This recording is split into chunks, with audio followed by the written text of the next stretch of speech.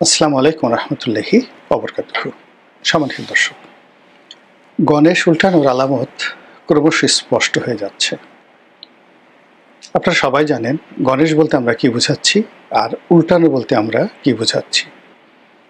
চারিদিকে যে হাহাকার, যে বিষাদ দৃশ্য এবং যেসব কল্পকাহিনী, গল্পগুজব, অনিশ্চয়তা একটার সঙ্গে একটা পাল্লা দিয়ে যেভাবে মানুষের কর্ণকুহরে পৌঁছে যাচ্ছে, তাতে দেশের একটা বদ্ধ উন্মাদও বলবে না যে দেশ স্বাভাবিকভাবে চলছে। সরকারের ভিতরে নানা রকম অসামঞ্জস্যতা, নানা রকম অস্থিরতা, এবং সরকার যে সঠিক পথে চলছে না বা চালাতে পারছে না, তার সবচেয়ে বাস্তব প্রমাণ হলো যে একটি সরকারের দৈনন্দিন কতগুলো কর্ম রয়েছে। যেমন সরকারি অফিসগুলো সকাল ৯টা থেকে বিকাল ৫টা পর্যন্ত চলবে। মন্ত্রী পদমর্যাদার যারা লোকজন রয়েছেন তারা নিয়মিত অফিসে যাবেন। আমাদের অ্যানুয়াল ডেভেলপমেন্ট যে প্ল্যান রয়েছে, যেটা আমাদের অর্থনীতিকে বাঁচিয়ে রাখে, প্রায় ৩ লাখ কোটি টাকার সরকারি কাজকর্ম। এই কাজকর্মের মধ্যে রাস্তাঘাট মেরামত, নতুন বিদ্যুৎ লাইন স্থাপন, তারপরে কিছু পূর্ত কাজ, বিভিন্ন ভবন ভেঙে গেছে, স্কুল কলেজ মাদ্রাসার, সেগুলো রিপেয়ার করা, ছোট ছোট ব্রিজ কালভার্ট এগুলো করা, এগুলো সাধারণত অ্যানুয়াল ডেভেলপমেন্ট প্ল্যানের মধ্যে থাকে। আর এর বাইরে বড় বড় যে প্রকল্পগুলো হয়, যেমন ধরুন পদ্মা ব্রিজ, মেট্রো রেল, এগুলো আলাদা ডিপিপি করা হয়, ডিটেলড প্ল্যান করা হয়, প্রকল্প হিসেবে তৈরি করা হয়। তো এই প্রকল্পগুলো পাশ করার জন্য আবার বিশেষ বৈঠক বসে পরিকল্পনা কমিশন, অর্থ মন্ত্রণালয় এবং প্রধানমন্ত্রীর নেতৃত্বে, এটাকে বলা হয় একনেকের বৈঠক। এবং সেই একনেকের বৈঠকে এই বড় বড় প্রকল্পগুলো পাশ হয়। মূলত একটি রাষ্ট্রকে সচল রাখার জন্য এই কাজগুলো এত বেশি গুরুত্বপূর্ণ, এত বেশি দরকার যে এইগুলো না চললে একটা রাষ্ট্র চলে না। রাষ্ট্রের পক্ষ থেকে জেলেদের চাল দেওয়া হয়, বিধবা ভাতা দেওয়া হয়। রাষ্ট্রের পক্ষ থেকে অন্ততপক্ষে ৪৯টি বিভিন্ন খাত রয়েছে দরিদ্র বিমোচনের জন্য। এর মধ্যে ৪০ দিনের কর্মসূচি, টিআর, কাবিখা, ভিজিএফ, ভিজিডি, আরও কত কি। গিয়ে দেখুন তো গত ১ বছর এই কাজগুলো কি হয়েছে। এবছর কেন ইলিশ পাওয়া যাচ্ছে না? এর কারণ হলো প্রতি বছর এই ইলিশের মৌসুমে, ইলিশের প্রযোজন মৌসুমে যেভাবে সরকার জেলেদের পিছনে অর্থ ব্যয় করে, আর জেলেরা এই সময়টিতে যেন জাটকা ধরতে না পারে, এই জন্য যেভাবে আইনশৃঙ্খলা রক্ষাকারী বাহিনীকে নিয়োজিত করা হয়, সে তার ১০০ ভাগের ১ ভাগও এবার হয়নি। ফলে চাঁদপুরের কান্না, মানে এই যে চাঁদপুরের যে ইলশাঘাটের কান্না, পটুয়াখালীর কলাপাড়ার মহিপুর সবচেয়ে বড় মাছের আড়ত, সেখানে কান্না, সিলেটের নয়, ঠিক ওই চট্টগ্রামে যে ফিশারিজ ঘাট রয়েছে, সেখানকার জেলেদের কান্নায় আকাশ বাতাস ভারী হয়ে যাচ্ছে। সবার বক্তব্য যে এই বছর জেলেরা পেটের তাড়নায়, অভাবের তাড়নায় যেভাবে চাপিলা মাছ বলে জাটকা ইলিশ, ছোট ছোট ১ ইঞ্চি, ২ ইঞ্চি, ৩ ইঞ্চি, এরকম ছোট ছোট জাটকা ইলিশ যেভাবে নির্বিচারে ধরেছে, ফলে ইলিশ আসবে কোত্থেকে? ফলে যে ভরা মৌসুমে ইলিশের কেজি বড় জোর, ১ কেজি ওজনের এক একটা ইলিশের মূল্য হওয়া উচিত ছিল ১,০০০ থেকে ১,২০০। সেই ইলিশের কেজি এখন ২৬০০, ২৭০০ এবং কোনো কোনো দিন ৩,০০০ টাকা পর্যন্ত কেজি উঠে যায়। মাছে ভাতে বাঙালি, মধ্যবিত্ত যারা আমাদের সমাজে আছেন, তারা ৩,০০০ টাকা দিয়ে একটা ইলিশ কিনবেন, এই অবস্থায় এই মধ্যবিত্তদের নেই। কেবলই মাত্র উচ্চবিত্ত যারা রয়েছেন, ধনিক শ্রেণী রয়েছেন, তারা ইলিশ মাছ কিনতে পারেন, এবং তারাও একটা, যেখানে আগে ২০, ২৫, ৩০টি ইলিশ মাছ কিনে আনতো, নিজেরা রাখতো, ফ্রিজে করে সারা বছর খেত, আর আত্মীয় স্বজনকে উপহার দিত ইলিশ, এক এক বাড়িতে উপহার দিত। এই বছর ধনিক শ্রেণী যারা, তারাও ৪টি ৫টির বেশি ইলিশ মাছ কিনতে পারেনি। এই গেল ইলিশের অবস্থা। অন্যান্য মাছের যে ভিডিওগুলো আমরা দেখি, পদ্মার পাড়ে ২টো বিখ্যাত ঘাট আছে। একটা হলো মাওয়া পয়েন্টের এখানে একটা নারিশা ঘাট আছে, ওপারে জাজিরা পয়েন্ট আছে, আর আরিসের দিকে একটা ঘাট আছে মইনু ঘাট। এখানে নিয়মিত ইউটিউবাররা যান, জেলেরা মাছ নিয়ে আসেন, এবং সেখানে আপনি মাছের দাম দেখলে আপনার মাথা খারাপ হয়ে যাবে। একটা ছোট রিডা মাছ, সেটার দাম এখন ৩,০০০ থেকে ৫,০০০ টাকা। একটা পদ্মা রুই মাছ, এগুলো ১,৫০০ থেকে ২,০০০ টাকা করে কেজি বিক্রি হচ্ছে। ইলিশ মাছের বাইরে যে চিংড়ি মাছগুলো রয়েছে, তো এই যে আকাল, মানুষের প্রোটিনের আকাল। গরুর মাংসের দাম কত আমি কুরবানির পরে, আর যেহেতু আর বাজারে যাইনি, আমি জানি না। কয়জন গরুর মাংস দিয়ে ভাত খেতে পাচ্ছেন তাও আমি জানি না। বাজারে যাই, বাজারে গিয়ে দেখলাম মাছ নেই, মাংস নেই, মুরগি নেই, হাহাকার করে। যেখানে নিউ মার্কেটে সন্ধ্যার পর একটা সময় ঢোকা যেত না, সেদিন নিউ মার্কেটে ঢুকলাম সামান্য কিছু তরি তরকারি কেনার জন্য, গিয়ে দেখি কিচ্ছু নেই, কোনো দোকানে মুরগি নেই। রবিবার দিন, যেদিন ভরা থাকার কথা। এটা কিসের লক্ষণ? কেন এমন হচ্ছে?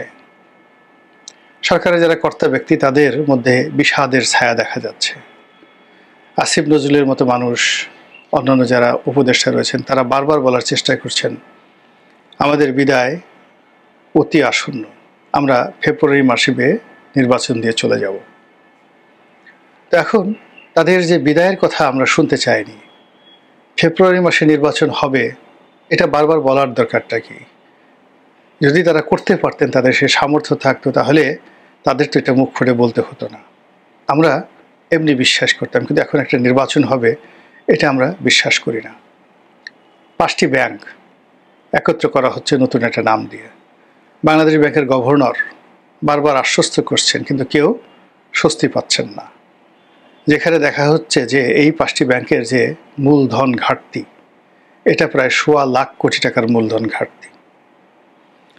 অর্থাৎ মূলধনই নেই, ১.৫ লাখ কোটি টাকার মূলধন নেই, এবং এখানে প্রায় ২ লক্ষ কোটি টাকার ঋণ খেলাপি।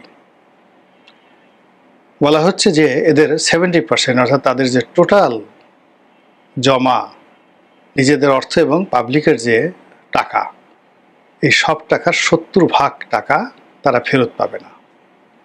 তাহলে এই যে মাত্র ৩০ টাকা আছে প্রাথমিক হিসাবে, এখন মূল্যায়ন করা হচ্ছে এই ব্যাংকগুলো, 5টি ব্যাংক, এস আলমের এই 5টি ইসলামী ব্যাংক, এগুলো মূল্যায়ন করার পরে ১০০ টাকা যে শেয়ারের মূল্য, সেটির প্রকৃত মূল্য হলো ৩০ টাকা।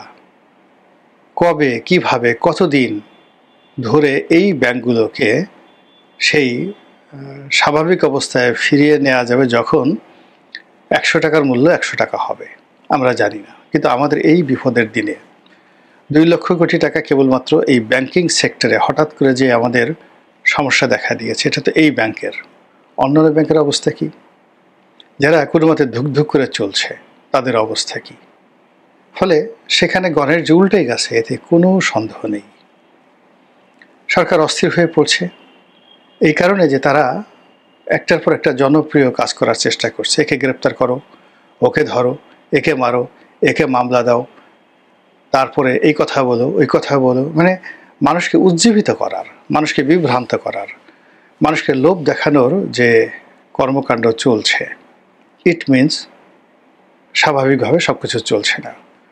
আপনারা যদি বনের ভীরু প্রাণীর দিকে তাকান, ধরেন হরিণের দিকে তাকান, আপনি দেখবেন একটু ঘাস খাচ্ছে, হঠাৎ লেজ নাড়াচ্ছে, আবার পিছনের দিকে তাকাচ্ছে, কোনো কারণ নাই, হঠাৎ করে দুটো লাফ দিচ্ছে।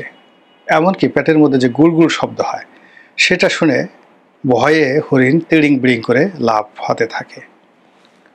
আর যদি আপনি বাঘকে দেখেন, সিংহ দেখেন, সে নীরবে নিভৃতে শুয়ে থাকে। যখন হাঁটে, ধীর লয়ে একদম বাঘের মতো, রাজার মতো সে হাঁটে, হেলে দুলে, এবং কোনো দিকে কোনো কিছু তাকায় না। The king is walking. সেভাবে একটা রাষ্ট্র যখন ভালো চলে, তাকে কোনো কিছু বলতে হয় না। রাষ্ট্রের বক্তব্য জনগণের মুখ দিয়ে বের হয়, রাষ্ট্রের বক্তব্য মুরগির বাজার থেকে বের হয়, সেলুনের যিনি খোরকার তার মুখ দিয়ে বের হয়, যিনি ঝাড়ুদার পরিচ্ছন্ন কর্মী তার মুখ দিয়ে বের হয়, কবি সাহিত্যিকের মুখ দিয়ে বের হয়, চিত্রকরের চিত্রপট থেকে বের হয়, সঙ্গীত শিল্পীর সুর তাল লয় থেকে বের হয়। কিন্তু গত 1 বছরে আপনার কি কোনো সুর জানা আছে, কোনো কবিতা, গান, যা কিনা এদেশের জন্য, এদেশের উন্নয়নের জন্য বা গণেশ ঠিকমতো চলছে বা চলবে তার প্রমাণ বহন করে? অবশ্যই না। ক্যান্টনমেন্ট সম্পর্কে যা শুনছি, স্বস্তি পাওয়ার মতো কোনো খবর সেখান থেকে আসছে না। আবার ক্যান্টনমেন্টকে উদ্দেশ্য করে আমাদের রাজনৈতিক অঙ্গন থেকে যে সকল কথাবার্তা বলা হচ্ছে, এটা অশনির সংকেত। এবং সমাজে অনেক খুচরা পার্টির জন্ম নিয়েছে, ছোট ছোট খুচরা পার্টি, অহেতুক ডিস্টার্বিং এলিমেন্ট। এদের দেখলে মেজাজ গরম হয়ে যায়, কথাবার্তা শুনলে গোসায় এসে যায়। এই লোকগুলো মানে পুরো দেশকে তারা ইন্ডিকেট করছে। এবং সমাজে আপনি দেখবেন যে যখন উত্তপ্ত হয়ে যায় কোনো একটা জায়গাতে, ময়লাগুলো উপরে উঠে, আমাদের এই সমাজের ময়লাগুলো সব উপরে উঠে গেছে। আবর্জনাগুলো দুধের স্বরের মতো, দুধের স্বর তো মাখন, দুধের সাথে আর ময়লাযুক্ত পানির মধ্যে ডিফারেন্স হলো, যখন দুধ উত্তপ্ত হয় তখন দুধের যে নির্যাস, মাখন, ঘি স্বর আকারে দুধের উপরে পড়ে। আর বুড়িগঙ্গার পানি যদি আপনি এনে জাল দেন, তখন দেখবেন যে সেই নিচের ময়লাগুলো সব উপরে উঠে টকবক করে ফেনা হয়ে, গাদ হয়ে চারিদিকে ছড়িয়ে পড়ছে। এখন আমাদের এই সমাজের ময়লাগুলো এইভাবে উপরে উঠে এসেছে। এখন সিটি কর্পোরেশনের ময়লা আবর্জনা সরানো, টোল কালেকশন, এরপরে ছোট ছোট টেন্ডার, টেম্পো স্ট্যান্ড দখল, বাস স্ট্যান্ড দখল ইত্যাদি কাজকর্ম নিয়ে যে সকল লঙ্কাকাণ্ড ঘটছে, এতে স্পষ্টই বোঝা যাচ্ছে যে গণেশ ঠিকমতো বসে নেই, গণেশ বসতে পারছে না, আর গণেশ উল্টানের জন্য উসখুস করছে। দেশ নিয়ে যে সকল কথা বিদেশের বাইরে আলোচনা হচ্ছে, ভারতে আলোচনা হচ্ছে, দিল্লিতে আলোচনা হচ্ছে, বেইজিংয়ে আলোচনা হচ্ছে, তারপরে পাকিস্তানে আলোচনা হচ্ছে, আমেরিকাতে আলোচনা হচ্ছে, এবং কোনো আলোচনা সুখকর নয়। আমাদের এই সময়টিতে অতীতের সেই 2HD গ্রুপ হিসেবে পরিচিত বিভিন্ন দূতাবাসের কর্মকর্তারা যেভাবে দৌড়দৌড়ি করছেন, এবং তাদের কাছে যেভাবে আমাদের রাজনীতির অঙ্গনের, অন্যান্য অঙ্গনের, এমনকি বিচার অঙ্গনের লোকজন যেভাবে নজিরবিহীনভাবে দৌড়দৌড়ি করছেন, এটা গণেশ উল্টানোর পূর্ব লক্ষণ। চারিদিকে শুনশান নীরবতা, কখনো কখনো মানে সেটা কবরের মতো নিঃশব্দ হয়ে পড়ে। আবার হঠাৎ করে কোলাহল, এমন কোলাহল যেন আগুন লেগেছে। এই যে একটা অবস্থা, এই অবস্থার মধ্যে সচিবালয়ের থেকে যা শুনি, উপদেষ্টাদের দুর্নীতি নিয়ে যে সকল কথা শুনি, এবং এখানে যে সকল বিষয় এখন ট্রল হচ্ছে, সেই নীলার হাঁস, পিটার হাঁস, ওয়েস্টিনের হাঁস, এগুলো নিয়ে আমাদের জাতীয় পর্যায়ে কখনই আলোচনা হয়নি। এই সমাজে নেতার আসনে বসে যারা দেশ পরিচালনা করবে, তাদের মাথার উপরে ইল্লু বিল্লু টিল্লুরা বসে হুকুম চালাচ্ছে। এর চেয়ে দুর্ভাগ্য, এর চেয়ে অসহায়তা আর হতে পারে না। যারা ইসলাম প্রচারক, ধর্মকর্ম করেন, ধর্মীয় মোল্লা মৌলবী, তারা জেনাকার, ব্যভিচার, ইল্লু বিল্লুদের কথায় গড়াগড়ি দিচ্ছে, ইল্লু বিল্লুদের কথায় তারা মাথা নোয়াচ্ছে এবং নিজেদেরকে ইল্লুদের পায়ের উপর তারা আত্মসমর্পণ করছে। আর এই সমাজের যারা ইল্লু বিল্লু, তারা আশরাফুল মাখলুকাত রূপে মানুষের উপরে এই যে প্রাধান্য দেখাচ্ছে, এটা অতীতে কখনো হয়নি। মানুষ কখনো বুনো শুয়োরের মতো গদগদ করেনি, পিপিলিকা কখনো উড়তে চায়নি, কিন্তু এই সমাজে মানুষ রাতারাতি পিপিলিকা হয়ে যাচ্ছে এবং তার পাখ গজিয়ে এসে উড়তে চাচ্ছে। এই যে অবস্থা, এই অবস্থা স্বাভাবিক নয়, এই অবস্থা সুস্থতার নয়। এই অসুস্থ অবস্থা থেকে আল্লাহ রাব্বুল আলামিন আমাদেরকে রক্ষা করুন, দয়া করুন এবং হেফাজত করুন, এই দোয়া করছে। আসসালামু আলাইকুম ওয়া রাহমাতুল্লাহি ওয়া বারাকাতুহু।